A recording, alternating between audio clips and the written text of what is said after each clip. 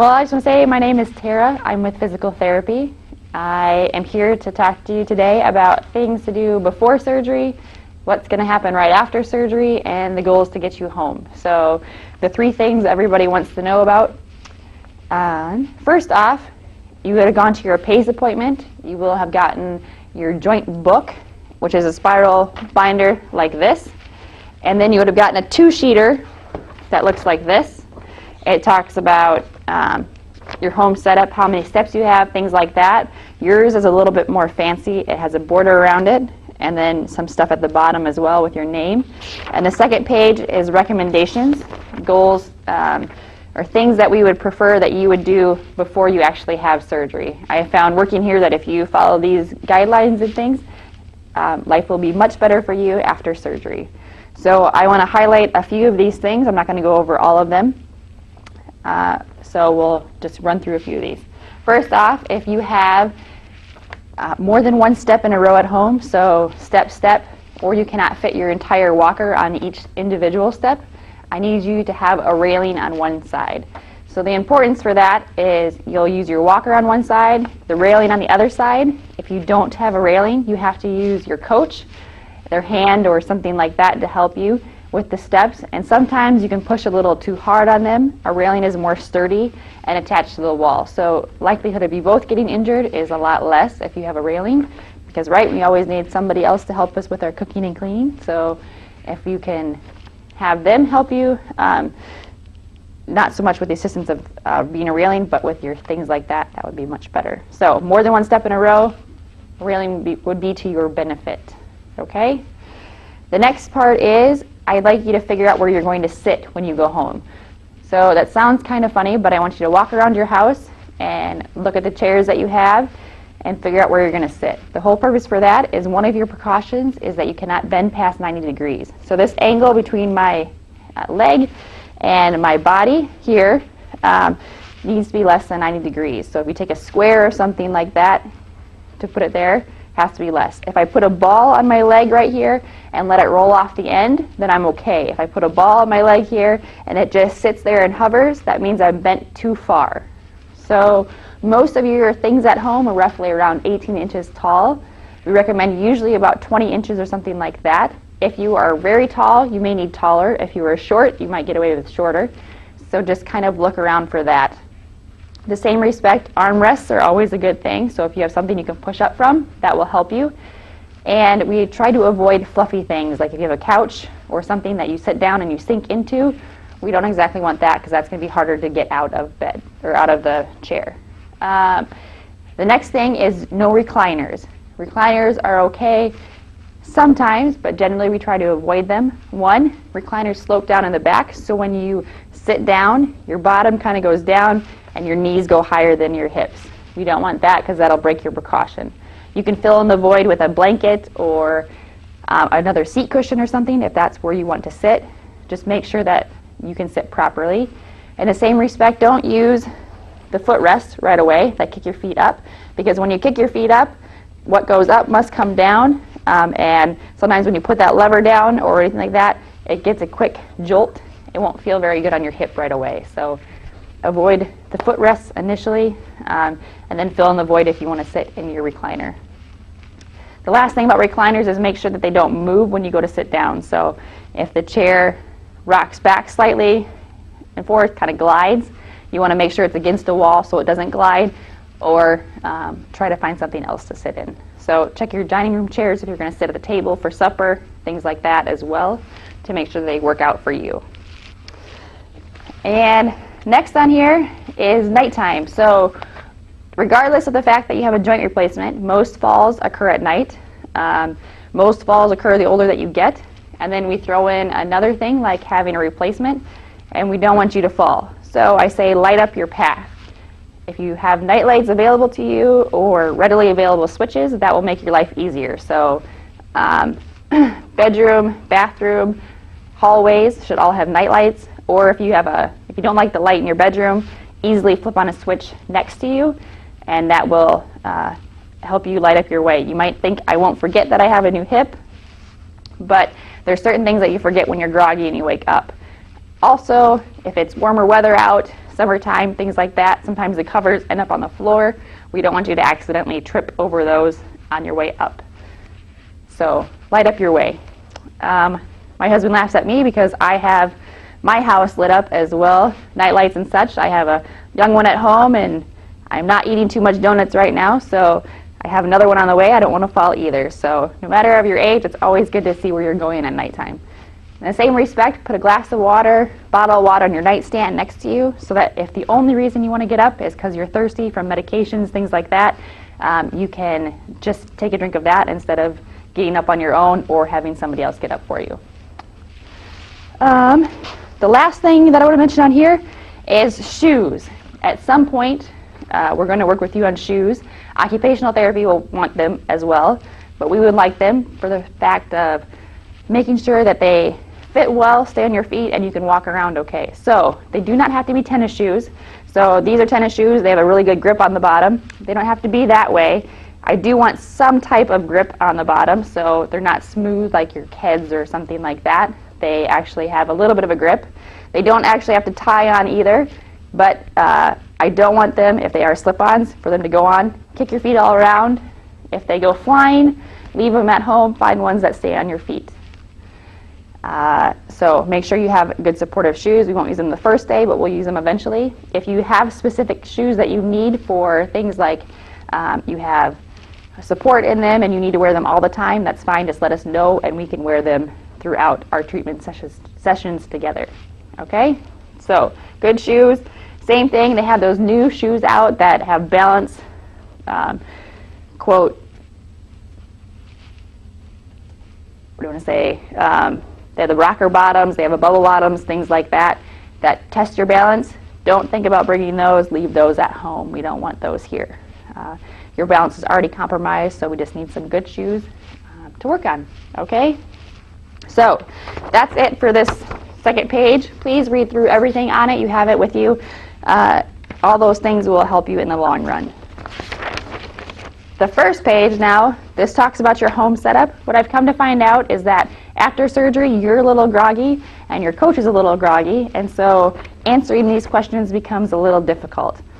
If you fill this out for me beforehand, and we can just briefly review it when you're done with surgery, we can set up your goals appropriately to go home. So let's say you have 10 steps to get to your only bathroom. It's good to know right away than to find out on the last day that you need to do all those steps. So this will help you and this will help me to get you home faster, which is our whole intent of doing therapy. At the bottom, it talks about who's going to help you at home, who your coach is. You also have an extra part down here that has boxes to check. Talks about family coach training. This is important because unfortunately I don't get to go home with you and neither do my coworkers. So we need somebody to be available to work with us, with you, so that we know that you're safe, because we truly do care what happens to you when you go home. I don't want you to walk up to your door and wonder whether or not you can get in your house or whether or not you can get in and out of bed, things like that. So that's what that's for. So if your surgery is on a Monday, let's say, you're going to do family training on Tuesday afternoon or Wednesday morning. If your surgery is on Tuesday, it will be Wednesday afternoon or Thursday morning. Kind of goes in respects like that. So the day after surgery in the afternoon or 2 days after surgery in the morning, your times would be 9 to noon or 1 to 4. We say there's a general time because we're kind of like the cable guy at that point. It depends on when you have your pain medications. It depends on our schedule as well, because there's anywhere from 5 to 8 surgeries a day. If you need a specific time, that's fine with me. I understand everybody has things to do. Just let us know at that point and we can make sure we write down a specific time for you as well. It just helps if we kind of plan on it beforehand. Okay? So fill this out, bring it with you the day of surgery. That will be great. Next thing is your book, your joint book. There is a green tab that talks about hip exercises and safety. If you go to this part of your book, the first page talks a bit more about what we've already talked about. We repeat ourselves a lot here in this class and while you're at the hospital. That's for a reason. I found that the more times you say it, the easier it is to learn it. So read these. But the next 2 pages is my biggest concern. So these are your exercises. There's 5 here, 1 over here, and then these 2 pictures have the ways to get in and out of bed. Okay, so first off, your exercises. If you can try to do these anywhere from 1 to 3 times a day before surgery, that will only help you in the long run.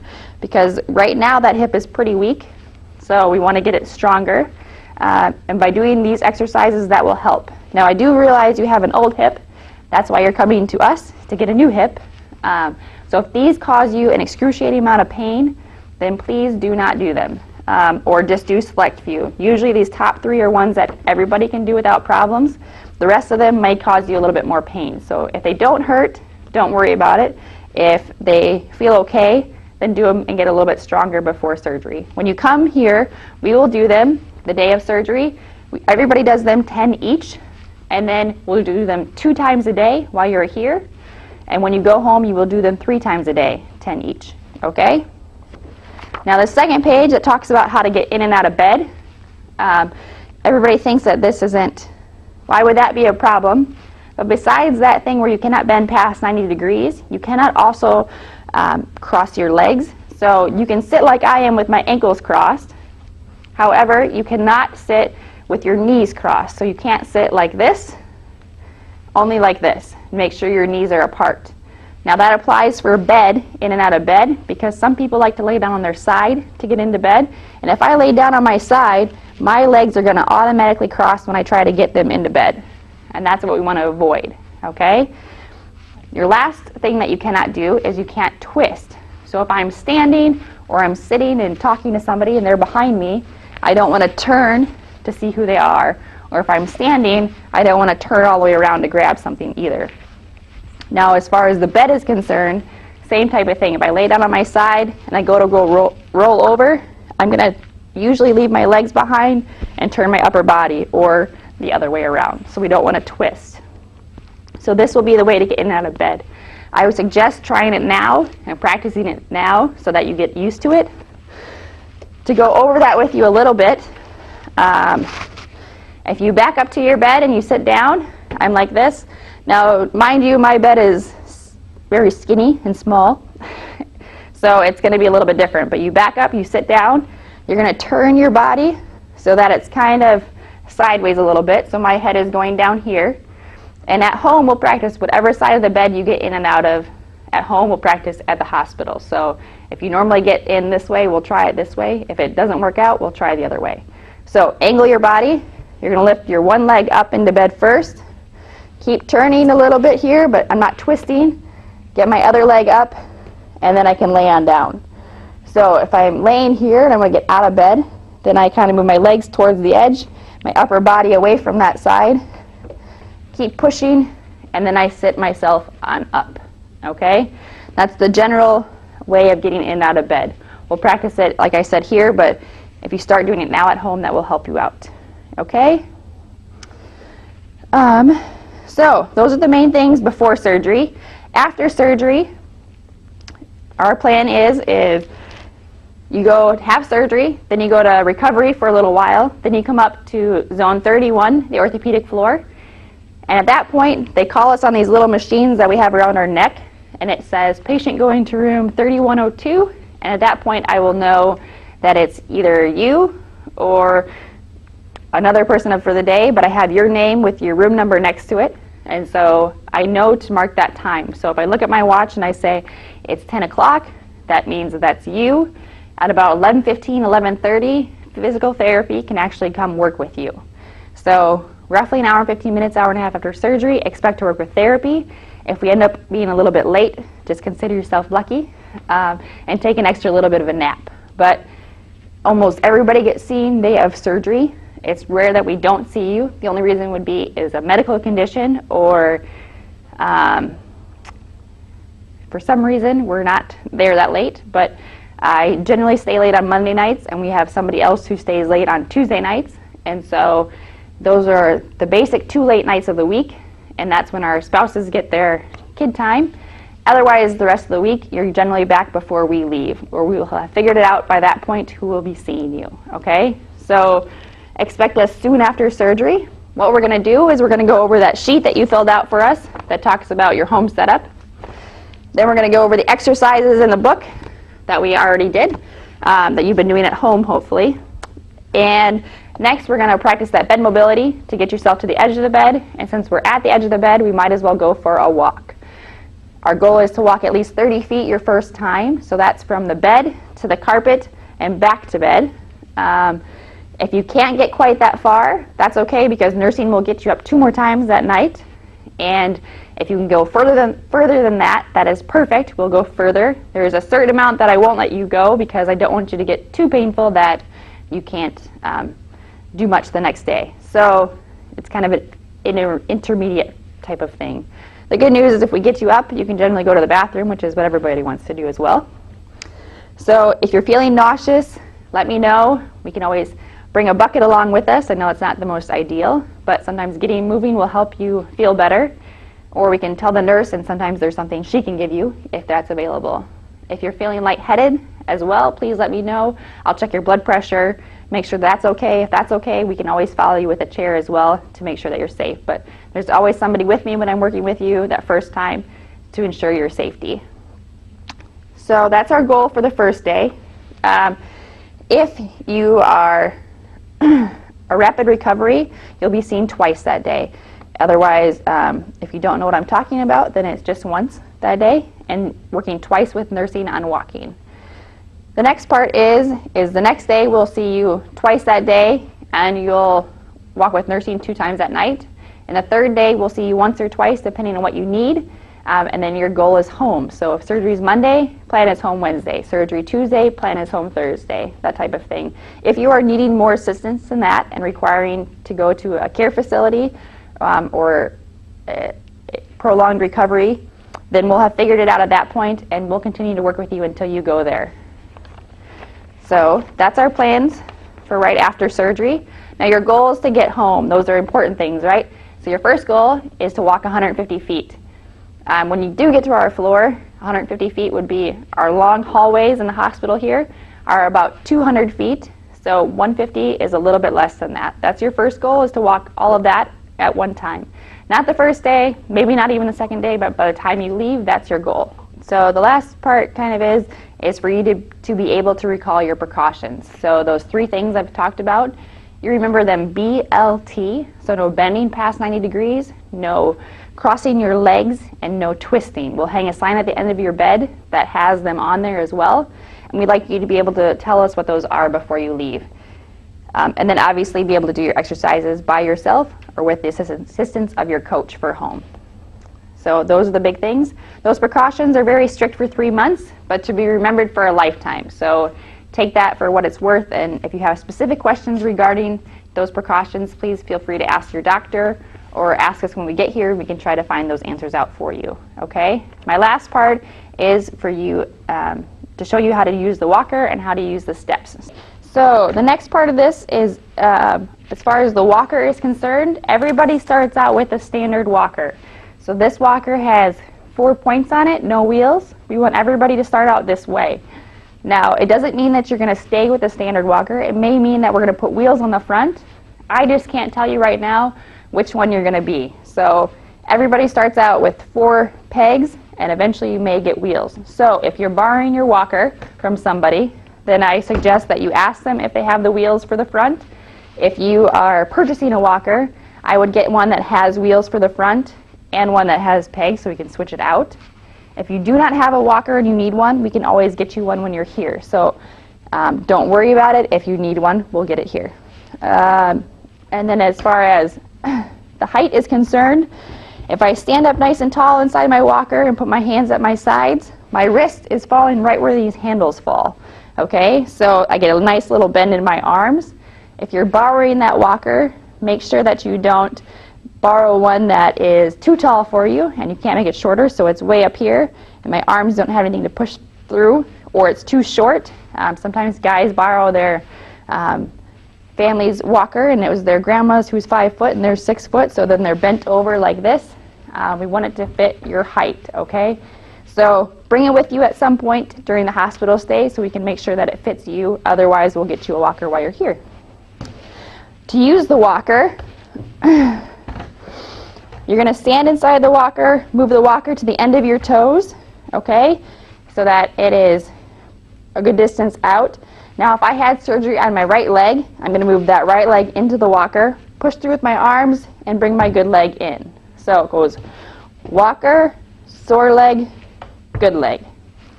All right, the keys to doing that is, one, we don't step past the front bar, so my feet are way out in front. I don't want to fall backwards.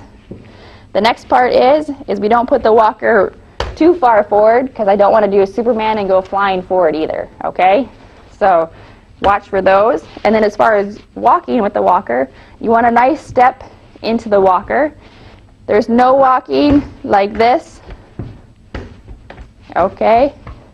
It's okay if it takes you 20 minutes to get there, I just don't want you to accidentally not use that hip and not get a good motion going. So make sure you step nicely into the walker that way, all right? So that's the basics, how to use a walker. Now I'm going to show you how to use the step. So if you have a standard step at home, so a step where you can fit your entire walker on, so platform step or multiple steps in a row but your whole walker will fit on it, I'm going to show you how to do that first, and then I'll show you how to do consecutive steps next. So walk up to the step, the walker butts up to the step, the whole walker goes up top, and I go up with my good leg. So I know that leaves my bad leg behind, so again, my right leg has surgery. I put the left leg up, that one's there, but I'm going to use my arms and that good leg to push myself up. If I tried to do it the other way, you might not get your leg up, and then if you do, that's going to be a lot of work on that sore leg to get it up. So you go up with the good this way, and then we'll go off the other side. Put the whole walker down. You go down with your bad leg because that makes your good leg do all the work to lower yourself down. Okay? So up with the good, down with the bad. Good go to heaven, bad go to... That's how you remember it. That's the bad way, okay? So now if you have consecutive steps in a row, get nice and close to your step, nice and close to your railing, turn the walker sideways so it's where you are and where you are going. Now when I turned it sideways, I didn't twist, so don't twist. Make sure you just turn it that way, or your coach can help you turn it as well. This part though, I hold on to my walker, I hold on to my railing. If there is no railing, that's when you would hold on to your coach's hand, and this is the part where it can get a little unstable. So make sure that you have something very supportive here. Same thing, up with the good. So I go up with my good leg, push up, then the walker goes to the next set of steps, and I go up. Okay? To go down, get to the edge of my steps, turn the walker sideways, so it's where I am and where I'm going. Railing, walker, I go down with the bad leg, and move the walker down and go down with the bad leg. Okay? If your steps are very narrow this way, so your whole foot might not fit nicely on the step, this walker can always be used kind of more half on, half off. Those legs don't have to be down if they don't fit, so they can hold this way and I can go up that way. If they're very narrow this way, where you don't think the walker will fit next to you, we're going to have to use a cane on that side, so please have a railing because that's when it's really going to be necessary to have for sure. If you're not sure, measure how far apart the wall or whatever is to your railing, and we can judge that distance when you're here. Okay, so basics for the steps and the walker.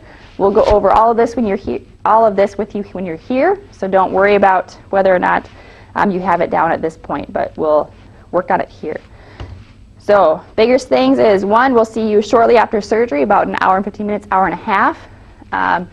Expect to work with therapy, and if we're late, you're lucky. The next part that I just want to reiterate is you may have a little bit of pain. I do realize you're in pain now, but the surgery isn't the most pleasant thing that I've watched, but it's very important to go through, obviously, to get your new hip. So you'll have pain afterwards. They'll try to control it to the best of their abilities, but it might not be totally free. But as long as you work through it and do the stuff with us, things will get better. I say a little bit of pain for a lifetime of feeling better is always worth it, because that's why we're doing this. So thank you very much, and we will see you all shortly. Okay, my name is Eileen. I'm an occupational therapist here at the hospital, and I'm here today to tell you a little bit about the role that occupational therapy is going to play in your recovery after your total hip replacement. Some things to know are that OT will be seeing you the morning after surgery. We'll be knocking on your door and asking you to do a few things for us. Some of the things that we work on are just making sure that you're able to care for yourself when you go home. So some things that we ask you to do are to work on getting dressed, the bathroom setup, bathing, using the bathroom, those things. So I'm going to start by letting you know that we will be coming in the morning to work on those things, and we do ask that you bring some of your own clothing with you here to the hospital. The more comfortable, the better. Typically some elastic waisted pants, t-shirt, sometimes pajamas are the most comfortable, and also that you bring some shoes for walking and also shoes that you would normally wear. We'll work on making sure that you can get yourself dressed. Some other things to know. This sign will be hanging at the bottom of the bed when you wake up. Okay, so we want to inform you these are the total hip precautions. So we'll always be reminding you of these things. We say BLT to remember these precautions.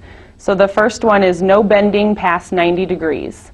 So that means if I'm standing up, I don't want to be bending way down to the floor. So there'll be no bending down like that. And while you're seated, no reaching the hands past the knees. Okay? Also, no hiking the knee up above the level of the hip. So we'll talk about what that means with those precautions. No crossing your legs. So typically if you're lying in bed, we'll have a pillow between the legs to keep them from crossing, but it's one of those habits that we just have to work on breaking. And no twisting. So we'll talk about the implications of all of these precautions.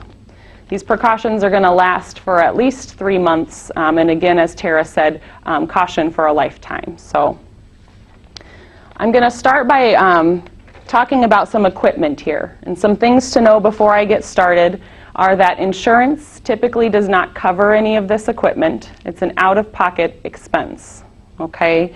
So I'll go over where you can obtain this equipment, what it's used for, and the price if you were to purchase it here in the hospital. Okay. We're going to start with here the TED hose. Okay?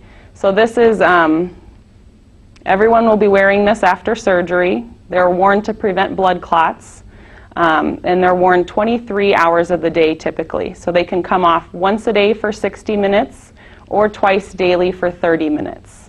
They're hand wash and hang to dry, okay? And they can be a little bit of a challenge as far as putting them on and taking them off while maintaining those precautions. So we're going to start by going over a few tools that can be used to help you with putting these on. This first one here, this is just a standard sock aid. We sell this here in the hospital for $15. And what you would do, you're going to do all of your dressing sitting for as much of it as you can. So you'd be seated and this would be placed in your lap. You would pull this all the way down to the toe. What becomes a challenge at times is that with this standard sock aid, and these stockings can be very tight, it can squeeze this to where it's pretty tight and it can be tough to fit your foot in there. So there is a wider model as well. This one is the square sock aid. This is $20 from our home medical store. Used the same way, you're going to pull the stocking all the way down to the toe.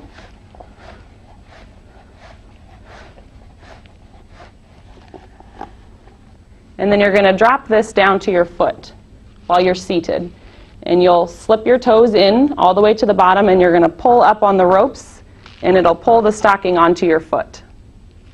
Okay? That allows you to apply this stocking without bending and reaching past your knees. In order to remove the stocking, once it's been placed on, we use a dressing stick. And this, you just use this flat end of the hook here. You're going to simply push the stocking right off of the foot. We'll have you work with all these tools while you're here in the hospital.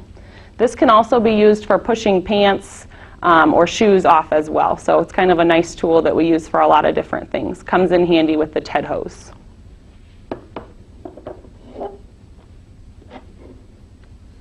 I've also got here a reacher or grabber. Okay, this is great for those items that may fall to the floor and you're not going to be able to bend down to pick them up, so it comes in handy for that. It's also really great for dressing. Okay, so with a pair of pants,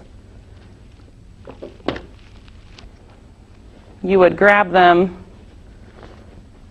again seated, you'd kind of get them out in front, you'd grab them by the waistband, and then you can go ahead and just thread your feet in. And you're going to start with the painful surgical leg is going to go in first.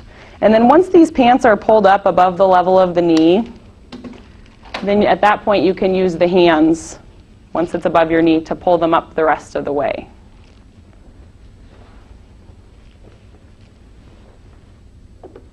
I also have here a long-handled shoehorn, so this is going to help you slip those shoes on. Again, seated, you can simply slip this in the back of the shoe and help to slip the shoe on.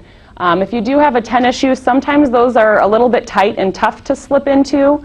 In that case, we use the shoehorn, and also we have some elastic shoelaces here. The elastic shoelaces, they are $4 for 2 pair, and they go into the shoe. They look like a regular shoelace, but they do have a stretch to them. So those go in, you lace them up, you tie the knot, and then it just allows for some stretch when you put the tennis shoe on.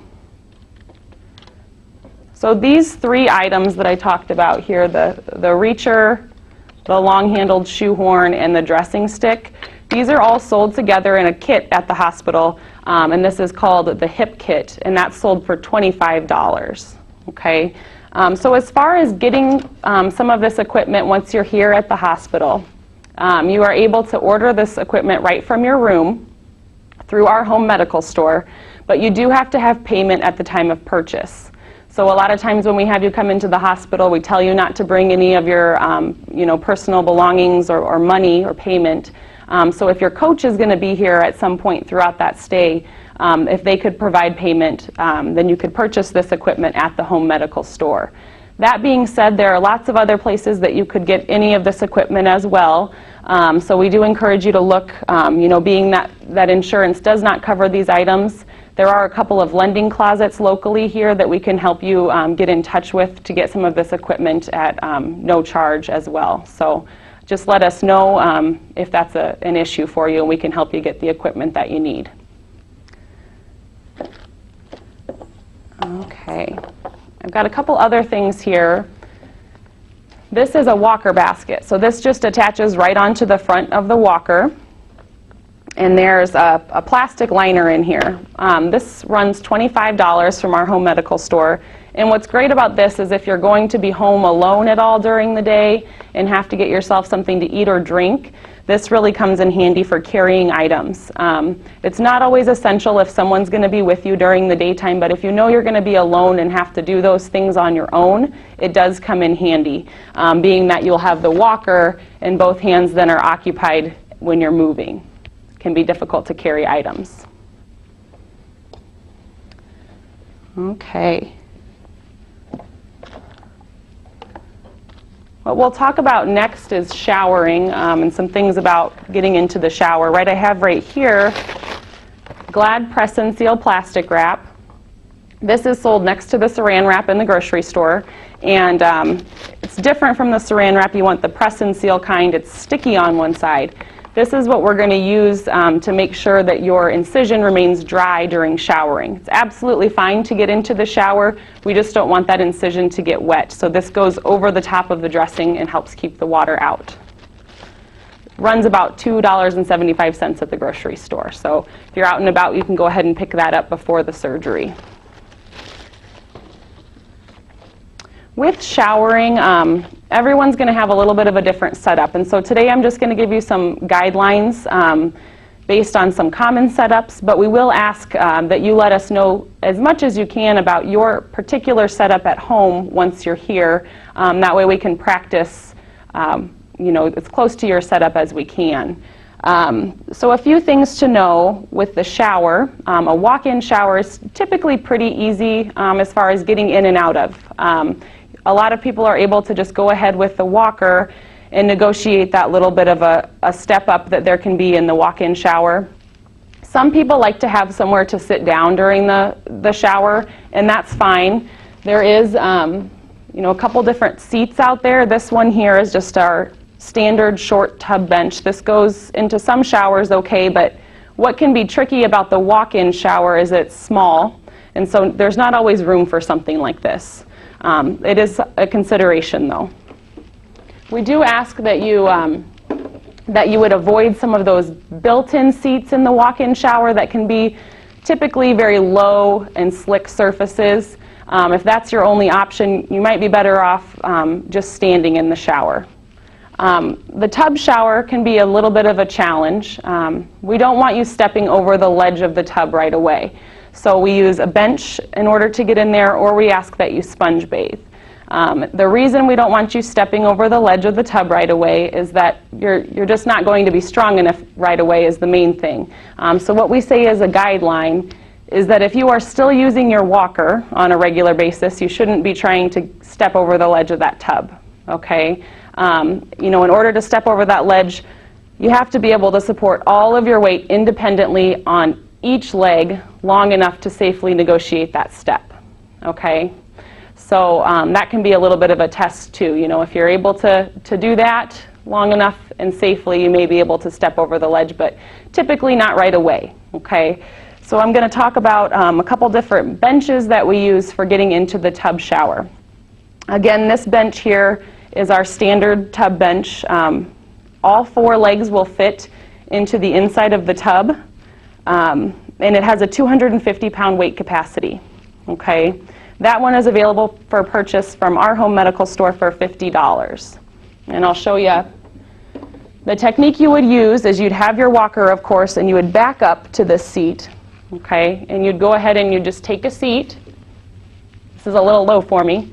And you want to be sure that you're not doing any twisting when you're getting into the shower. So you would just simply scoot back. If the ledge of my tub would be right underneath here, and I would go ahead and turn, no reaching and twisting. Sometimes we say just keep your hands on your lap. That's going to be the safest way to do this. And of course you're going to want your coach present with you for this transfer at home. And then you simply would bring the legs up and into the tub. Okay, then you're able to be in the shower, and you could stand as needed from there, but again, no standing and stepping over the ledge to get out, so you'd go out just the same way that you came in. You'd scoot to the end, you'd have your walker here and your coach to stand. Okay, there's a couple other benches that are a little bit different, but the technique is the same. So this one, as I said, all four legs will fit to the inside of the tub. There's another model called an extended tub bench, in which two legs are on the inside. It's a little bit longer, comes out, extends over the ledge of the tub, and two legs are on the outside.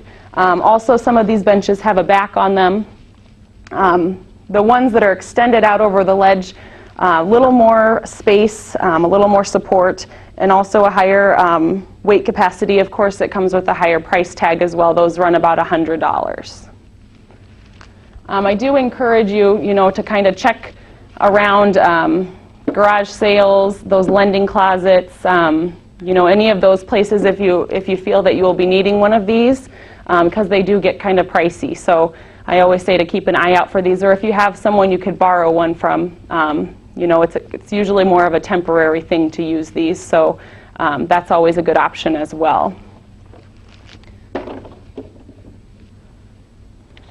One thing to know also with that seated transfer into the tub, if you have doors, sliding glass doors on the tub, this transfer won't work because you won't have anywhere to put your legs with that door there. So if you want to be able to get into the tub shower and you have the doors, they'll have to be removed temporarily, and a curtain would have to be put up. But also know that you always have the option to sponge bathe until you're able to step over the ledge of that tub as well. Okay. The next thing I'm going to talk about is the seating surfaces at home, and I know Tara talked a little bit about the ideal height. The perfect example was me sitting on this tiny little bench, okay? You don't ever want those knees to be up above the hip. For one thing, it's breaking that bending precaution. We don't want that. And the other thing is it's really tough to get up and down. So if you can kind of check out your seating surfaces at home and look for something that hits you at least, you know, above the crease of the knee is going to be best. That way we're ensuring that when you sit down, your hip is going to be up above the knee. Okay, and again, a sturdy chair, preferably with arms that doesn't have any wheels or reclining or swiveling mechanisms, is going to be best for you. And while we're talking about the seating surfaces, I have to talk, of course, about the lowest seat in the house, which is the toilet. Okay, a standard toilet is typically only about 15 inches tall. So a lot of times after surgery, people are going to need a toilet riser. I have one here. This one here is a 5-inch riser with arms here, and I think this runs for about $75. So there's a couple different options out there. There's some that are just the riser without the arms. They run about $30, okay? But one thing to keep in mind, this one, it works well for the oblong toilets, but not all of them fit. Some of them are only for the round, so you have to keep that in mind when you're looking. And this just simply sits on the top of the toilet and gives you that extra height and support. Some people already have a higher toilet at home. They might have a higher one, but you might not have something to grab a hold of near the toilet, so it might be wise to think about a grab bar or what we call a toilet safety frame that has some arms that just connect around the toilet and give you a little bit of extra support for getting up and down. So we'll work with you. You know, we do ask that you measure the height of your toilet and let us know that so we can work with you while you're here on figuring out the ideal height and, you know, if you're going to need something like this, what style or size. Again, with the toilet, another thing that we talk about, I say we can't talk about the toilet without talking about twisting. So that twisting precaution that we spoke about really comes in at the toilet. You're managing your clothing. We don't want you twisting and turning to be pulling up your pants, flushing, reaching to flush the toilet. We don't want any twisting there. And again, of course, with hygiene. Okay, so that can be a little bit of a difficult spot. We do have some tools for that I can talk to you about as well, called a toileting aid. So I always say if there's a problem out there, we have a solution, okay? And so this is used to help with wiping yourself without breaking that precaution. So that kind of sums up, you know, as far as getting dressed. We want to make sure you're not bending and reaching past the knees at all. So that's why we use all of those tools. And then in the bathroom, we spoke about the toilet and also making sure that you can safely get in and out of the shower without any twisting going on in those places. The ideal seating surfaces at home. So those are, you know, the main things that we want you to just be prepared for and know that those things are, all these products are out there. Again, let us know if you're having trouble paying for these items or if you may not be able to afford them, and we can help you get in touch with some places that might be able to provide some assistance. We do ask that you look at the goals in the joint book for OT. You know, when you receive that book, take a look at just kind of a review of this information, but what we'll be working with you on while you're in the hospital. And again, just know that we will be asking you to do all these things, and you know, if you have your coach coming in for some training, that we like to work with your coach especially on making sure you can safely get in and out of the shower and that you're able to do all of the dressing. Because sometimes it does take a little bit of assistance when you're first learning to use all of these devices. And then again, as Tara spoke about the home setup sheet, we do want you to let us know to the best of your ability, whether it's measuring the height of your bed or your toilet or telling us what your shower setup is. We want to practice all those things the best we can so that you're safe to go home and you don't have any surprises when you get there. So that's our main goal, is just to make sure that you're safe in doing all of these activities. So that's all that I have, and we'll be seeing you coming up. Thanks.